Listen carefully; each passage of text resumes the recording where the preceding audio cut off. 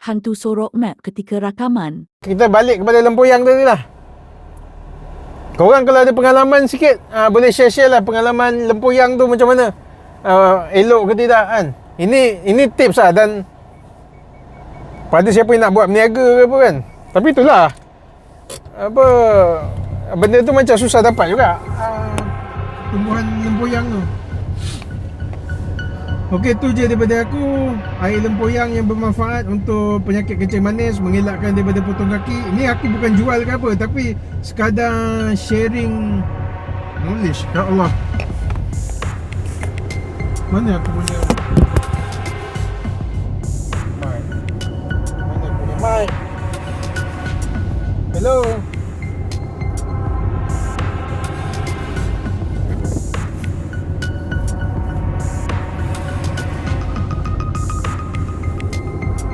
Tes.